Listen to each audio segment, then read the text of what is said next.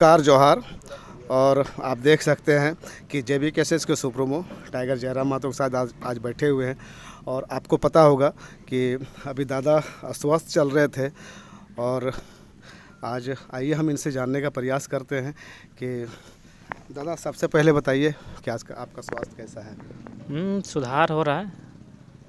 तमाम झारखंड वासियों की दुआएं हैं और डॉक्टर से लगातार संपर्क में हैं।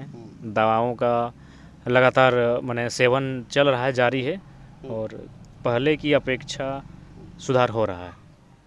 और 3 करोड़ जनता का भी आपका दुआ आपके साथ है, तो क्या लग रहा है, दवा काम कर रहा है या दुआ काम कर रहा है? देखिए, मुझे लगता है कि दवा और दुआ दोनों काम कर रही है। अगर दुआ नहीं होती तो शायद 2 साल का इतना संघर्ष करने के बाद मैं भी जब कभी एकांत में बैठकर, अभी एकांत ही बैठा था, तभी आप लोग आए। स्वागत है आपका और आपके सभी साथियों का। तो एकांत में हम भी सोचते हैं कि आखिर ये एनर्जी कहाँ से आती है। 4 घंटा लगातार भाषण देना, हमें नहीं लगता है कि विश्व के इतिहास में किसी एक लीडर ने वन टाइम बिना पानी पिए, बिना रुके, बिना 4 घंटे तक का स्पीच दिया है। तो कहीं ना कहीं इसके पीछे जनता की दुआ भी है जो काम कर रही है। जो आस यहाँ की जनता लगाए हुए है, आप अस्वस्थ चल रहे हैं, तो आज आप अभी आराम कर रहे हैं, तो आपका जो झारखंड में जो काम हो रहा है, वो काम किस तरह से हो रहा है, बताएंगे? हाँ, ये मान सकते हैं कि जब कैप्टन नहीं दिखता है तो थोड़ा सा टीम में एक थोड़ी सी कमी दिखती है, लेकिन उसके बावजूद हम देख रहे हैं कि काम अच्छा हो रहा है। रामगढ़ की बात करें, कोल्हान की बात करें या कोयलांचल की बात करें, तो हमारी अनुपस्थिति में भी जो हमारे संगठन के साथी हैं, देख रहे हैं लगातार जनसंपर्क अभियान रहे या फिर संगठन का विस्तार रहे, पंचायत कमेटी का गठन रहे या फिर कोई आंदोलन रहे, लगातार वे लोग सफलतापूर्वक आंदोलन भी कर रहे हैं और संगठन का विस्तार भी कर रहे हैं, यानी काम हो रहा है। बोल सकते हैं कि सभी वेल ट्रेंड है और सभी अपने काम में सक्षम रहते हैं। हाँ बिल्कुल, हमने तो पहले का ये विचारधारा की लड़ाई है। अतः 2 साल से जो हम लोगों का विचार आज झारखंड में फैला, पनपा, स्थापित हुआ, उससे लोग प्रेरित हुए और कहीं ना कहीं जो लोग विचारधारा से जुड़े हैं वे लोग उस विचारों के आत्मसात करते हुए रास्ते पर आगे बढ़े हैं और काम कर रहे हैं। आपने कहा था गांव-गांव में जाएंगे, घर घर पे जाएंगे और सभी से मिलेंगे। आने वाले लोकसभा चुनाव में आप चुनाव लड़ने वाले हैं, तो किस तरह से कार्य हो रहा है वो भी बताइए ज़रा सा। हाँ देखिए, वो थोड़ा सा विराम लगा है, लेकिन कहा जाता है कि युद्ध का नियम ही है कि युद्ध विराम, युद्ध युद्ध विराम, युद्ध ये चलता रहता है। आप डायरेक्ट अगर सिर्फ लगातार लड़ते रहेंगे तो फिर आप थक के एक दिन हार जाएंगे। सिकंदर की वही कहानी रही, 33 साल की उम्र में दुनिया को छोड़कर जाना पड़ा क्योंकि उन्होंने विराम नहीं लिया था। वे लगातार युद्ध लड़ते गए, लड़ते गए, लड़ते गए, और अंततः उन्हें 33 साल की एक बहुत कम आयु में अपने आप को, अपना शरीर को, अपना देह को त्यागना पड़ा। तो क्योंकि ये दुनिया का सिद्धांत है, गणित है कि अगर आप कितने बड़े योद्धा, तीसमारखा तुर्रम खान क्यों नहीं है, युद्ध के बाद विराम, फिर विराम से युद्ध, यही गणित है और उसी को हम लोग फोकस कर रहे हैं। फिर अभी विराम में चल रहे हैं, विराम के बाद फिर युद्ध, यानी आंदोलन, सभाएं, फिर हम लोग उसको कंटिन्यू करेंगे। कहीं ना कहीं आपके साथीगण बोलते रहते हैं कि टाइगर अगर सोया है तो इसका मतलब ये नहीं कि जंगल में सन्नाटा पसरा हुआ है, एक दिन सुनामी आएगा। तो किस तरह का सुनामी लाने वाले हैं? हाँ, निश्चय उसका झलक लोकसभा चुनाव में दिखेगा ही, और अभी से उसकी चर्चे परिचर्चे तो शुरू हो चुके हैं। बिल्कुल, शांति और सन्नाटे में भी कहीं ना कहीं सुनामी है। उसका उदाहरण आप देखे होंगे, ये शायद कहीं इधर देवघर के कोई विधायक हैं, हमने तो अपनी फहरिस्त में उन क्षेत्रों को सोचा भी नहीं था कि हम इतने मजबूत होंगे।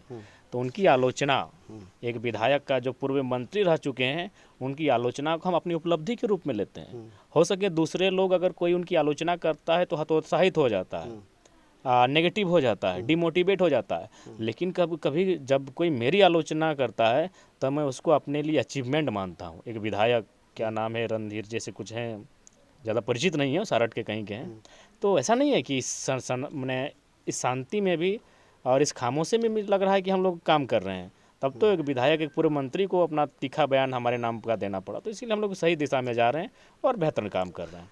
पहले तो एक आरोप आप पर लगता था कि आप सिर्फ एक कुर्मी नेता है, पर आज देखने को मिला कि सभी जाति आपको समर्थन करने के लिए आ रहे हैं, सब आपको समर्थन कर रहे हैं, और इसके लिए क्या बोलेंगे?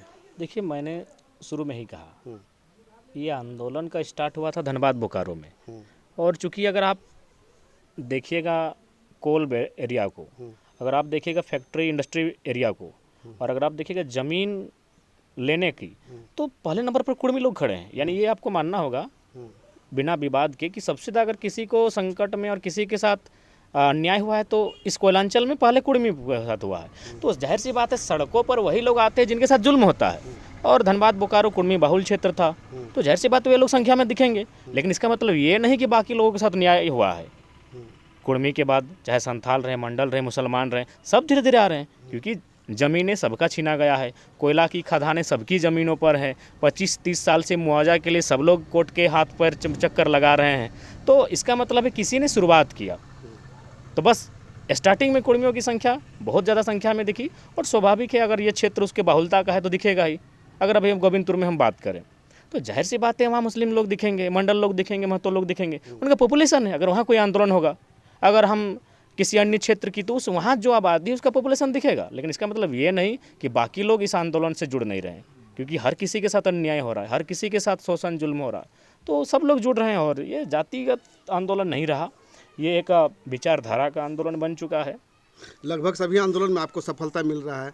आप मेधंता में सफलतापूर्वक कार्य करके निकल गए, वहाँ पर 400 मजदूरों को रोजगार मिला, और ये ऐतिहासिक है। आज तक को जो सत्ते में है वो नहीं कर पाया, पर आपने कर दिखाया। और अभी सिंदरी में आपका आंदोलन चल रहा है JBKSS की तरफ से, वहाँ किस तरह का रणनीति अपनाना चाहिए? देखिए, वहाँ हमारे जो संगठन के साथी हैं लगातार उस धरने को समर्थन कर रहे हैं, उस धरने पर बैठे भी हैं, और जितने भी हड़ताल भी चल रहा है। हाँ, उसका मैं भी यहाँ नैतिक समर्थन करता हूँ। हालांकि सशरीर अभी किसी आंदोलन में सभा में मेरा उपस्थित हो पाना थोड़ा सा, ये डॉक्टर का गाइडलाइन है कि मैंने भीड़ में और पब्लिक के साथ, और मतलब थोड़ा सा जनसैलाब के बीच हमारी उपस्थिति थोड़ा सा मतलब कुछ समस्याएं हैं, इशू हैं, तो इसलिए हम वहाँ डायरेक्टली इन्वॉल्व अभी नहीं हो पा रहे हैं, और 10-15 दिन लगेगा। लेकिन उसके बाद हम भी दिखेंगे, और हम तो जाने ही जाते हैं आंदोलन के लिए, हम तो जाने ही जाते हैं धरने के लिए, हम तो जाने ही जाते हैं इन सब चीज़ों के लिए। आएंगे, निश्चय आएंगे। कहने का मतलब टाइगर कब अपने मान से निकल रहे हैं?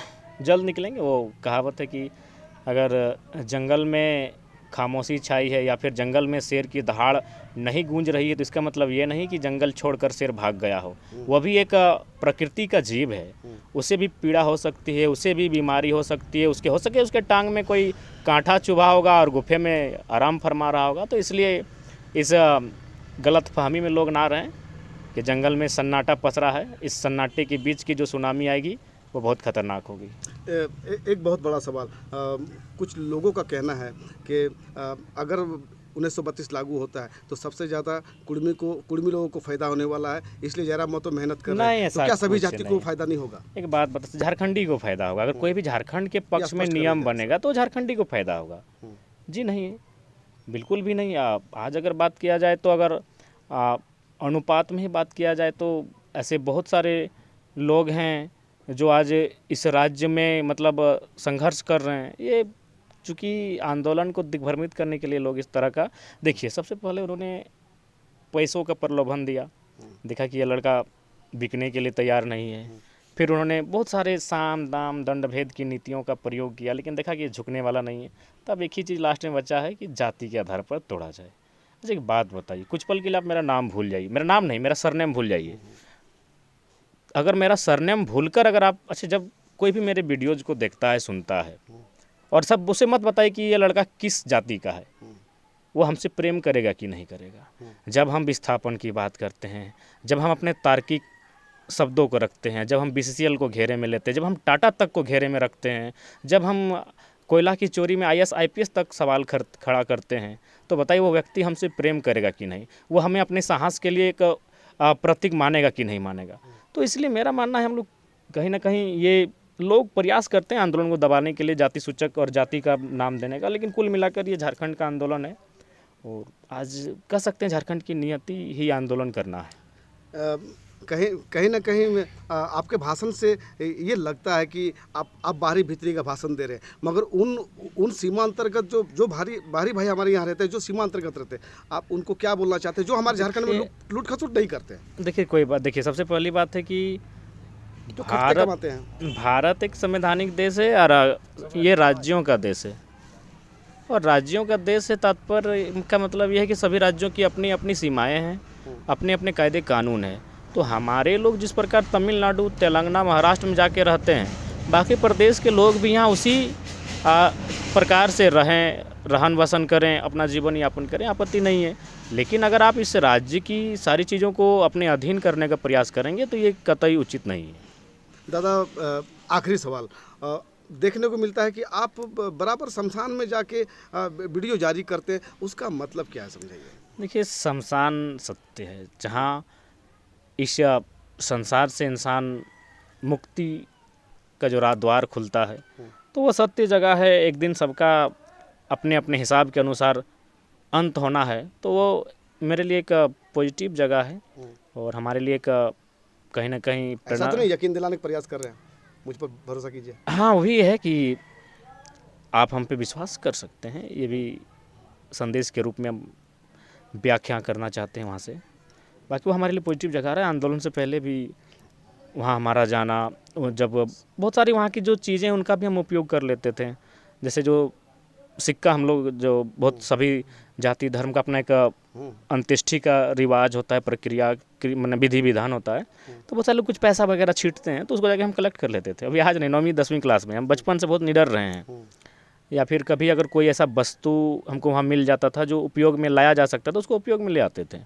जैसे कभी किसी का बढ़िया कोई सामान मिल गया तो बेहिचक हम ले आते थे। और हम तो अपने बाकायदा लाइव वीडियो में भी और बहुत सारे इंटरव्यू में बताए हैं कि हमको एक बार एक काफ़ी कम उम्र का बच्चा का देहांत हुआ था, उसको दफनाया गया था, तो बगल में उसका हॉर्लिक्स भी, चूँकि बीमार था तो हॉर्लिक्स किसी ने दिया होगा, उसको भी फेंक दिया गया था, तो हम उठा के ले आए, खा के ख़त्म कर दें। चलिए ये थे टाइगर जयराम महतो, और कामना कीजिएगा कि ये स्वस्थ हो जाए और झारखंड को एक नई तस्वीर दे पाए और हमारे पीड़ित झारखंड के लिए लड़ सके। धन्यवाद। धन्यवाद आपका भी।